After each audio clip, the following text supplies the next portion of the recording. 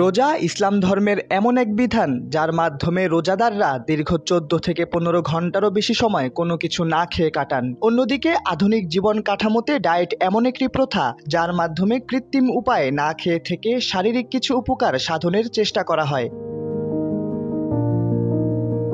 ডায়েটে রয়েছে স্পষ্ট খাদ্য তালিকা, সেখানে রোজার বেলায় এমন কোনো বাধা নিয়ম নেই। সিয়াম পালন করার সময় ব্যতীত অন্য যে কোনো সময় যে কেউ গ্রহণ করতে পারেন হালাল যে কোনো খাবার, যা ডায়েটের চেয়েও বেশি উপকার সাধন করে শরীরে। অন্যদিকে ডায়েটে ধরাবাঁধা নিয়মের প্রভাব অনেক বেশি।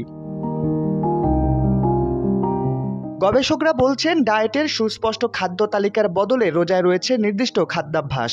দীর্ঘক্ষণ রোজা রাখার কারণে ক্ষুধা একটি বড় চ্যালেঞ্জ হয়ে দাঁড়ায়, তবে এটি ভিন্ন ভিন্ন বয়সে দেহের ওপর খাবারের যে প্রতিক্রিয়া সৃষ্টি হয় তার চাইতে ভালো। তাছাড়া সারাদিনে 2-1 বার খাবার গ্রহণ করা ঘণ্টাখানেক পরপর খাওয়া দাওয়া করার চাইতে ঢের ভালো। রোজা যখন কারো অভ্যাসে পরিণত হয়ে যায় তখন শরীরে বাড়তে থাকে কিটোনের মাত্রা। এর ফলে ক্ষুধার অনুভূতি কমে আসে। ধীরে ধীরে এক সময় ভরপেটের গ্যাস্ট্রিক সহ নানা রকম সমস্যা ও দুশ্চিন্তা থেকে মুক্ত রাখে এবং ভালো লাগার অনুভূতি তৈরি হয়।